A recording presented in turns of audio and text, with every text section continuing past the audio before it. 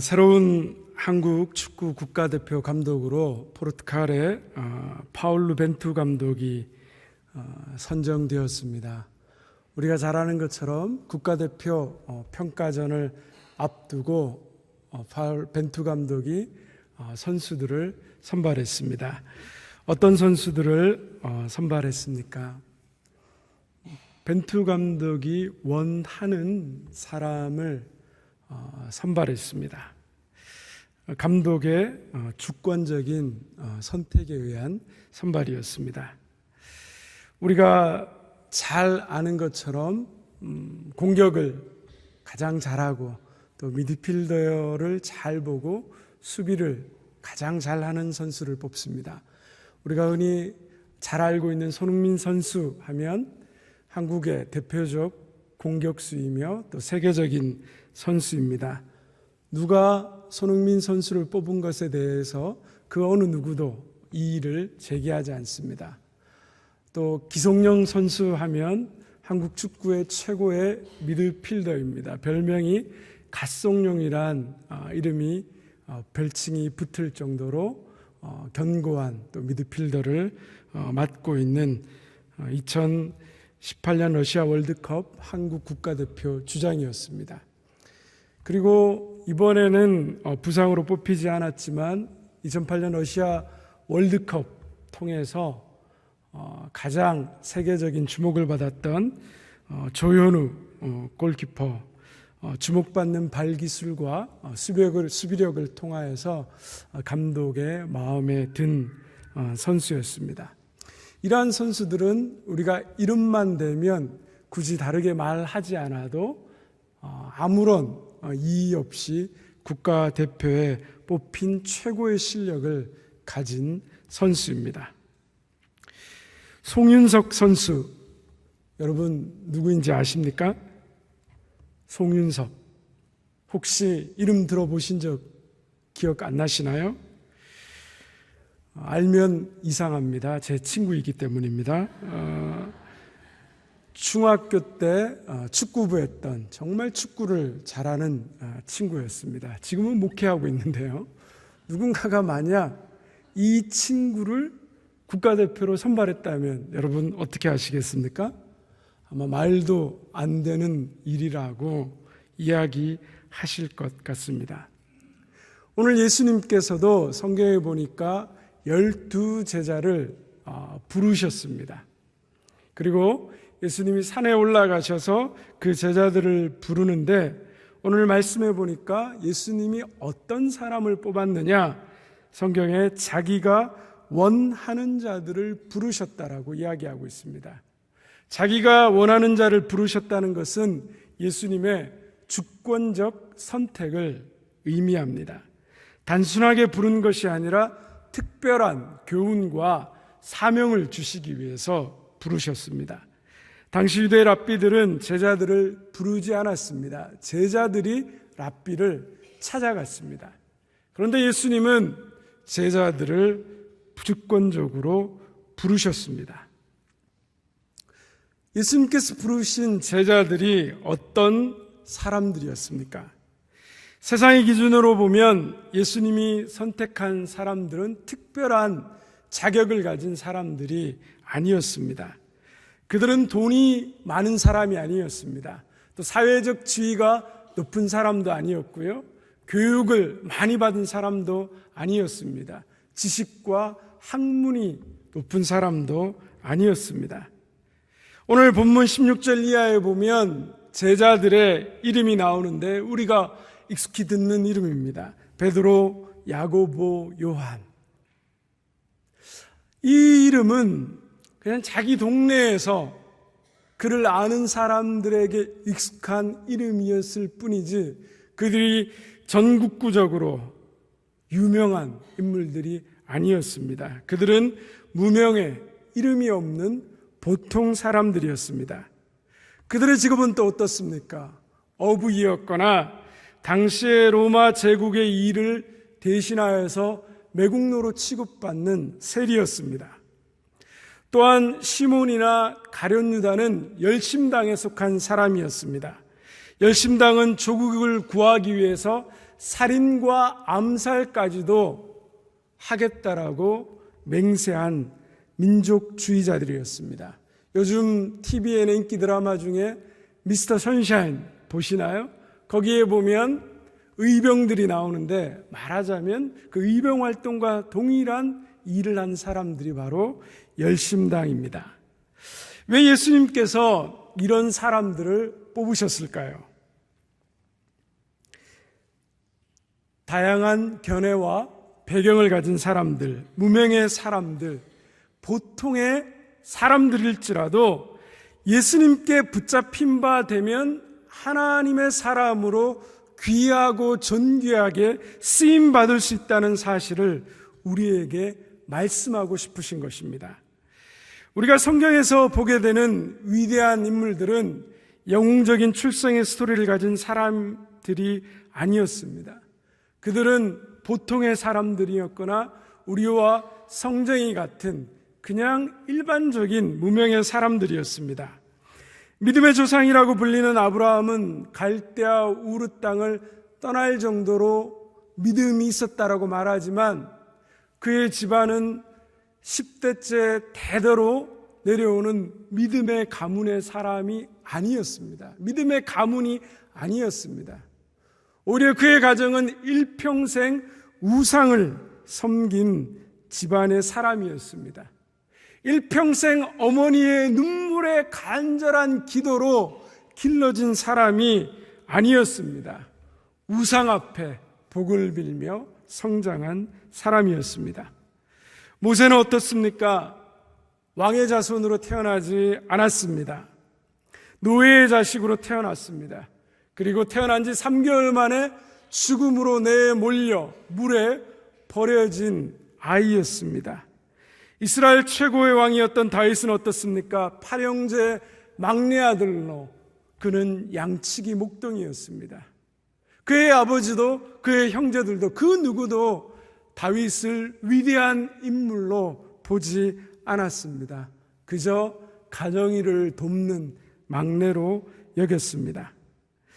하나님이 선택하신 사람들은 처음부터 위대하였거나 영웅적인 가문의 배경을 가지고 있는 사람들이 아니었습니다. 그러나 하나님께서는 그들을 택하셨습니다. 그리고 그들의 부족함과 연약함에도 불구하고 그들과 함께 하셨고 그들을 믿음의 사람으로 세우셨습니다.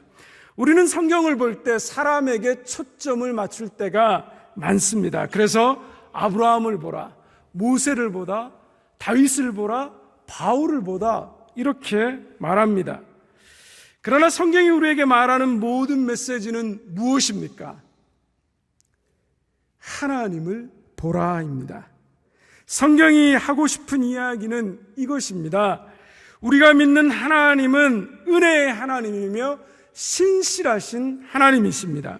우리를 자녀라 부르시고 우리의 아버지가 되기로 작정하신 하나님이십니다. 그 하나님께서 우리의 연약함과 부족함, 두려움과 불안을 아시고 그것을 극복하게 하십니다.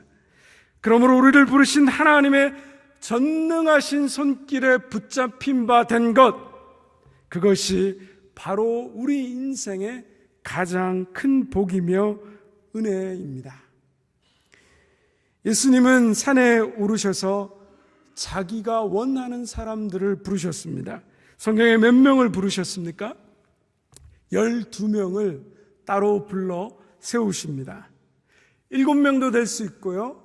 그리고 8명도 될 수 있고 10명도 될 수 있고 11명도 될 수 있는데 오늘 말씀해 보니까 예수님은 12명을 부르셨습니다. 왜 12명을 부르셨을까요? 구약에 이스라엘이 몇 지파입니까? 12지파였습니다. 10이라는 숫자는 유대인들에게 이스라엘을 상징합니다. 따라서 12명은 모든 시대를 대표하는 하나님의 백성을 의미했습니다. 예수님께서는 하나님의 이 백성을 대표하는 12를 세우셨고 이제 그 12명을 세우신 목적이 나옵니다. 마가복음 3장 14절에서 15절 말씀을 다시 한번 같이 읽겠습니다. 이에 12를 세우셨으니 이는 자기와 함께 있게 하시고 또 보내사 전도도 하시며 귀신을 내쫓는 권능도 가지게 하려 하심이로라. 예수님이 제자를 부르신 목적이 여기에 크게 두 가지가 나옵니다. 첫 번째는 자기와 함께 있게 하시겠다는 거고요. 두 번째는 전도하게 하시겠다는 겁니다. 전도하면서 하나님이 귀신을 내어 쫓는 권능도 주시겠다는 것입니다. 이 두 가지가 예수님이 제자들을 부르신 목적입니다. 여러분, 이 중에서 더 중요한 것이 무엇일까요? 둘 다 중요하겠지만 뭐든지 뭐죠? 첫 번째가 중요합니다. 제자들을 부르신 첫 번째 이유가 무엇입니까? 예수님과 함께 하게 하시려다는 것입니다. 우리가 잘 아는 스티븐 코비의 세븐 헤빗에 보면 우리가 하고 있는 일을 중요성과 긴급성에 따라서 네 가지로 나눕니다. 첫 번째로 중요하고 긴급한 일, 두 번째로 중요하고 긴급하지 않은 일, 세 번째로 중요하지 않고 긴급한 일, 네 번째로 중요하지 않고 긴급하지 않은 일. 제가 맞게 하나 틀리게 하나 계속 노려보고 계시는데요. 우리 일상을 이렇게 네 가지로 분류하는데, 이렇게 분류했을 때 여러분 어떤 일에 집중하게 되십니까? 첫 번째, 중요하고 긴급한 일에 집중하게 됩니다. 그런데 우리가 항상 중요하고 긴급한 일은 우리 일상에서 늘 다반사로 일어납니다. 그런데 모든 관심과 초점을 여기에만 두고 이 일에만 집중하게 되면 우리의 인생은 어떻게 됩니까? 늘 급하고 중요한 일에 쫓겨 다니는 다람쥐 쳇바퀴와 같은 인생을 살게 됩니다. 그러면 여러분, 이 네 가지 영역 중에서 우리의 일상에서 제일 중요한 영역이 어디일까요? 두 번째입니다. 두 번째가 뭔지 기억하십니까?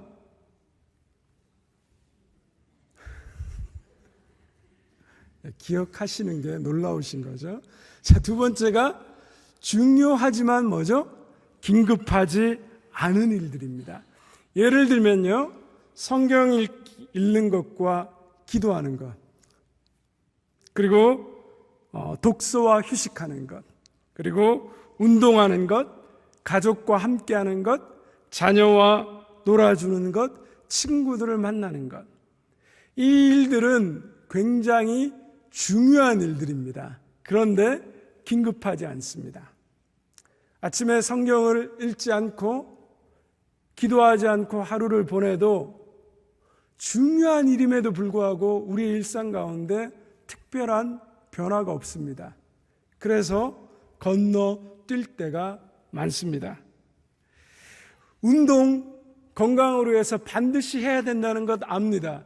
그런데 하루 운동하지 않았다 그래서 우리의 건강에 이상이 생기지 않습니다. 그래서 다음날 하면 되지, 미루게 됩니다. 또 가족과 함께하는 시간, 가족은 항상 만날 수 있으니까 긴급하거나 급박한 일이 생기게 되면 우리는 또다시 다음에 같이 만나지라고 생각하며 미루게 되는 것입니다. 그러나 중요한데 이 급하지 않는 일들을 하지 않으면 나중에 우리는 어떻게 됩니까? 후회하게 됩니다.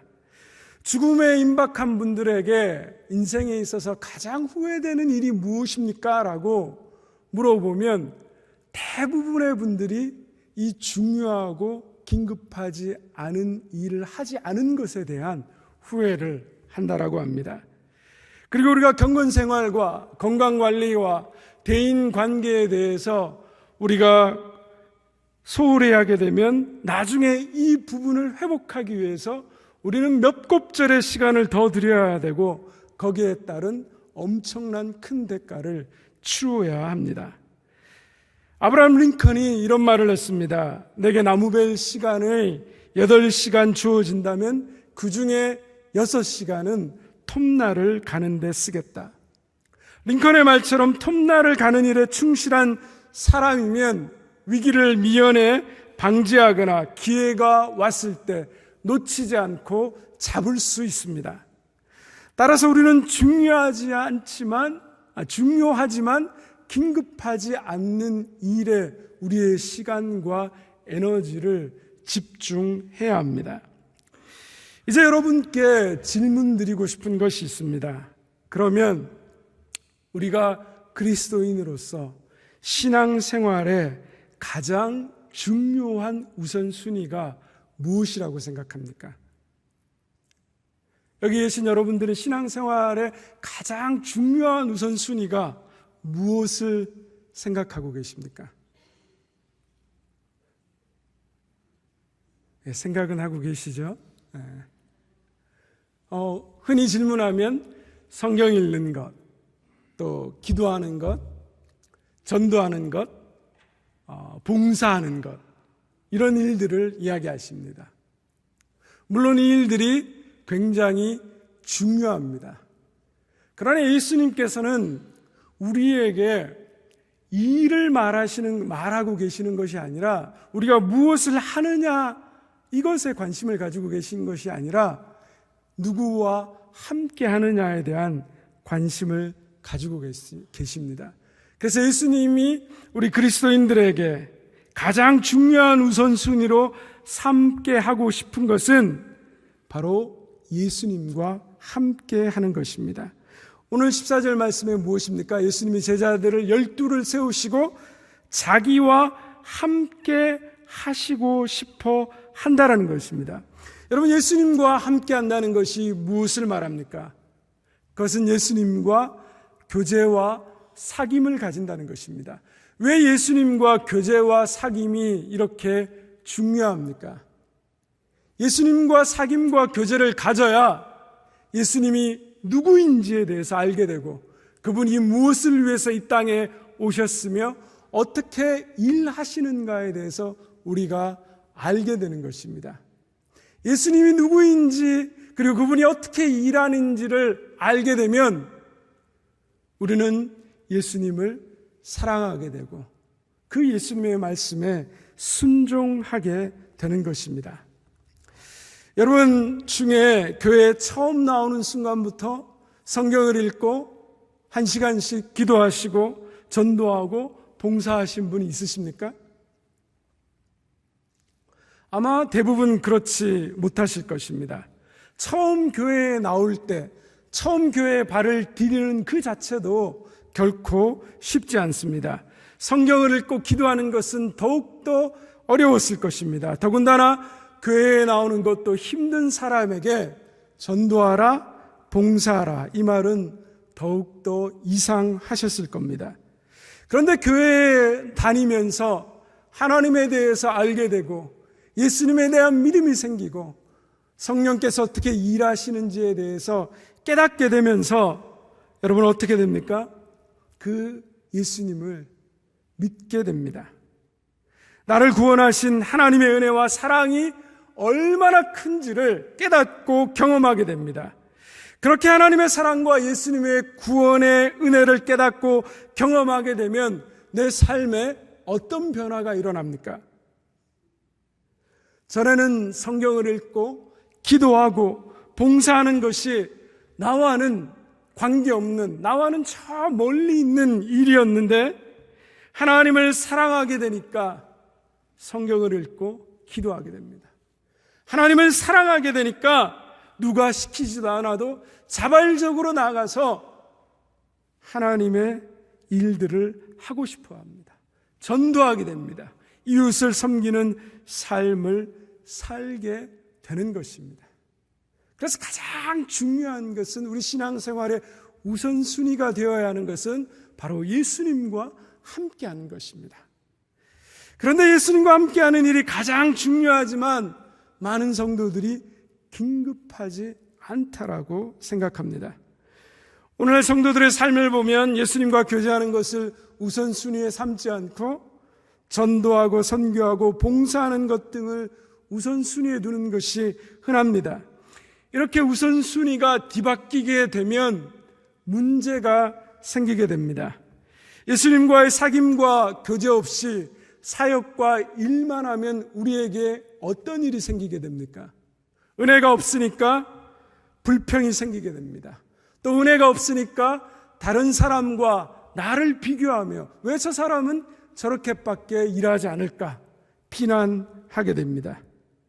그리고 시간이 가면 갈수록 점점점 지치게 되고 그리고 결국 사역으로부터 탈진하게 됩니다. 예수님이 제자들을 부르신 가장 중요한 목적은 사역이 중요하지만 먼저 사역을 위해서 부르시지 않으셨습니다. 예수님이 우리를 부르신 첫 번째 가장 중요한 목적은 예수님과의 교제와 사귐입니다. 그 다음이 사역입니다. 예수님은 항상 일보다 관계를 우선시하십니다. 예수님과 함께 할 때 맡기시는 사명을 감당할 수 있는 그 힘을 우리가 얻게 됩니다. 오늘 본문에 여기 나오는 함께 있게 하다라는 말은 시간뿐만 아니라 공간도 포함하는 말입니다. 헬라어 원문에는 현재 진행형 동사로 쓰여 있습니다. 이 말은 예수님과 항상 시간을 보내고 예수님과 함께 동행한다는 의미입니다. 밥 먹을 때도, 운동할 때도, 직장에 나가서 일할 때도, 사람을 만날 때도, 잠자리에 들 때도 예수님과 함께 한다는 것입니다. 기쁠 때도 예수님과 함께 하고요, 슬플 때도 예수님과 함께 한다는 것입니다. 예수님께서는 우리와 함께 하시기 위해서 우리를 부르셨습니다. 이렇게 제자들은 부름받은 후부터 예수님과 함께 교제하며 예수님을 인격적으로 만나기 시작했습니다. 그때부터 제자들의 삶에서는 누구도 경험하지 못한 권세와 능력이 나왔습니다. 그들이 전도할 때 아픈 사람이 치유가 되고 그들이 전도할 때 귀신이 비명을 지르며 쫓겨나갑니다. 어떻게 이런 능력이 나타났을까요? 제자들이 열심히 훈련했기 때문입니까? 아니면 남모르는 자기들만의 안에 내공을 쌓았기 때문입니까? 그렇지 않습니다. 이 능력은 그들이 그동안 함께 하며 보고 배웠던 예수님과 함께 했기 때문에 나온 예수님의 능력이었습니다. 그들은 예수님과 함께 먹고 마시고 생활하면서 예수님을 보고 배우기 시작하여 예수님의 일을 감당할 수 있었던 것입니다. 성경을 보면 예수님께서는 제자들에게 병 고치는 방법을 가르치신 적이 없습니다. 예수님께서는 제자들에게 귀신 쫓는 비법을 가르친 적이 없습니다. 그러면 예수님께서 3년 동안 제자들에게 가르쳐 주신 것은 무엇입니까? 그것은 바로 예수님 자신이었습니다. 제자들은 예수님의 사랑의 기술을 배운 것이 아니라 사랑의 예수님을 배웠습니다. 예수님의 치유의 기술을 배운 것이 아니라 치유의 예수님을 배웠습니다. 제자들은 예수님의 기도의 방법을 배우신 것이 아니라 기도하시는 예수님을 배웠습니다. 제자들은 예수님의 전도의 비법과 비결을 배운 것이 아니라 전도하시는 예수님을 배웠습니다. 그리고 무엇보다도 죽기까지 자기를 사랑하시는 예수님을 배웠습니다. 제자들이 예수님을 배워 이제는 성령의 능력 안에서 예수님을 증거할 수 있게 되었습니다. 우리도 마찬가지입니다. 기도의 방법을 배우는 것이 아니라 기도하시는 예수님을 배워야 합니다.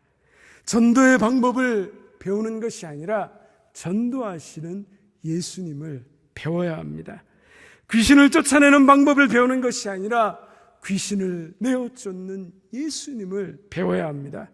사랑과 섬김의 방법을 배우는 것이 아니라 우리를 죽기까지 사랑하신 예수님을 배워야 합니다. 우리가 예수님을 배우려 하지 않고 예수님이 하셨던 일과 방법과 기술을 배우려고 한다면 우리의 신앙생활은 메마르고 우리의 사랑과 섬김은 일이 되고 심지어 그것은 우리를 시험에 들게 만드는 것밖에 되지 않습니다. 예수님께서 우리를 부르신 최고의 우선순위는 예수님과 함께 있게 하시는 것입니다. 예수님과 매 순간 함께 있으므로 이를 통해서 예수님이 나를 사랑하시고 아시는 것처럼 나도 예수님을 알고 사랑하게 되는 것입니다. 저는 최근 한 주간에 40세 가장의 장례 위로 예배와 73세 권사님의 장례를 집례했습니다. 40세 가장이었던 이 집사님은 원하지 않았던 질병을 얻었으며 원치 않았던 죽음이었습니다. 부인과 8살, 6살 남매가 유가족이었습니다. 장례식장에서 8살, 6살 남매를 보는데 얼마나 눈물이 나고 가슴이 먹먹한지 이루 말할 수 없었습니다. 73세 권사님은 아주 건강하셨던 분인데 갑자기 쓰러지셔서 중환자실로 가셨고 그리고 중환자실에서 이틀 만에 하나님의 부름을 받으셨습니다. 너무 건강하신 분이었기 때문에 전혀 생각지 못한 죽음이었습니다. 지금도 목사님 저 왔어요. 목사님 감사합니다 라고 하시면서 제 손을 꼭 잡아주실 것만 같은 생각이 듭니다. 그런데 이 안타까운 죽음 가운데 가족들의 말을 들어보면 우리 40세 집사님은 비록 병상에 있으셨지만 항상 찬송을 듣고 그리고 아내가 읽어주는 성경 말씀을 들으며 힘들고 지친 육신이었지만 기도하셨다라고 들었습니다. 마음대로 움직일 수도 없고 마지막 가쁜 호흡을 내쉬면서도 죽음 앞에서도 그는 24시간 하나님과 동행하셨습니다. 73세 권사님은 호주에 두 따님이 계셨는데 그 따님들이 어머니와 매일 카톡을 주고받으면서 말씀과 기도를 나누었다고 합니다. 그래서 어머님이 어떤 말씀을 많이 하셨어요? 라고 물었더니 그 따님이 두 가지를 얘기하셨습니다. 때를 얻든지 얻지 못하든지 늘 복음을 전하라고 얘기하셨고 또 모든 일을 네가 하는 모든 일을 하나님의 영광을 위하여서 하라라고 말씀하셨다고 합니다. 어머님의 유언도 그 권사님의 마지막 말씀도 들을 수 없었지만 그분이 평소에 하셨던 그 말씀을 통하여서 미루어 볼 때 그 권사님께서 얼마나 매일 매 순간 하나님과 일상에서 동행하시는 삶을 살았는지 알 수 있었습니다. 이 두 분은 인생의 길에서 매일 예수님과 함께 교제한 사귐을 통해서 영원한 생명을 얻으셨고 천국에서 하나님과 함께 영원한 삶을 살아가고 계십니다. 이 두 분의 임종 과정과 장례를 지켜보면서 저에게 그런 생각이 들었습니다. 인생의 마지막 그 순간은 갑자기 그 순간에 만들어지는 것이 아니라는 것입니다. 평상시 예수님과 함께하는 마음과 그 생활 태도에 따라서 만들어지는 것임을 알게 되었습니다. 하나님과 함께하는 영원한 동행의 삶은 매 순간, 시간 나의 삶의 가장 우선순위를 예수님과 함께하는 마음과 그 함께하는 인격적 교제에서 이루어진다는 것입니다. 우리의 신앙생활도 마찬가지입니다. 가장 우리 인생에, 우리의 신앙의 삶에 있어서 최고의 우선순위는 예수님과 함께 하는 것입니다. 여러분은 매일의 일상에서 예수님과 함께 하고 계십니까? 아침에 잠자리에서 눈을 뜨면서 예수님과 함께 하신 적이 언제이십니까? 식탁에서 예수님과 함께 식사하신 적이 언제이십니까? 예수님과 함께 운동하시면서 이야기 나누신 적이 언제이십니까? 직장에서 일하면서 예수님과 함께 한 적이 언제이십니까? 혹시 예수님을 위하여서 일한다는 핑계로 내 인생에 있어서 가장 중요한 예수님과의 교제와 사귐이 우리의 삶의 뒷전으로 밀려나 있지는 않으십니까? 예수님과 함께 하는 우리의 신앙생활은 은혜와 기쁨이 사라지고 일만 남게 되는 것입니다. 요한복음 3장 20절에 보면 이렇게 말씀하고 있습니다.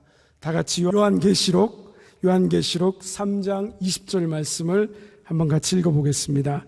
볼지어다 내가 문 밖에 서서 두루두리노니 누구든지 내 음성을 듣고 문을 열면 내가 그에게로 들어가 그와 더불어 먹고 그는 나와 더불어 먹으리라. 우리의 마음을 두드리고 계시는 예수님께서 가장 먼저 나와 함께 하시고 싶어 하시는 일이 무엇입니까? 오늘 말씀해 보면 사역하는 것입니까? 그렇지 않습니다. 뭐라고 나와 있습니까? 내 안에 들어오시는 것입니다. 내 안에 들어오셔서 무엇을 하길 원하십니까? 예수님과 함께 더불어 먹고 마시기를 원하십니다. 예수님은 인격적 교제와 만남을 우리에게 원하고 계십니다. 우리의 일상은 매일 분주합니다. 신앙생활도 늘 바쁩니다. 우리의 분주한 일상 속에서 우리가 예수님을 우리의 삶의 우선순위로 두지 않으면 우리는 어느샌가 모르게 예수님이 우리의 삶의 다음 순위로 밀려나 있게 되는 것입니다. 예수님을 나의 삶의 가장 우선순위에 두심으로 예수님과 함께하는 그 기쁨과 즐거움, 능력 있는 신앙의 삶을 살아가시는 저와 모든 성도 여러분 되시기를 주님의 이름으로 축원드립니다. 함께 기도하겠습니다. 하나님 아버지, 우리가 예수님을 위해서 일한다고 하면서도 사역이 앞서고 예수님을 우리 인생의 뒷전으로 놓을 때가 우리 삶에서 많은 것을 종종 보게 됩니다. 하나님, 우리의 삶의 우선순위가 예수님이 되게 하여 주시옵시고 매일 매순간 일상을 주님과 함께 동행함으로 하나님만이 주실 수 있는 그 은혜와 기쁨과 감사를 누려갈 수 있는 하나님 우리의 삶 되도록 주님 함께하여 주시옵소서. 예수님 이름으로 간절히 기도드리옵나이다. 아멘.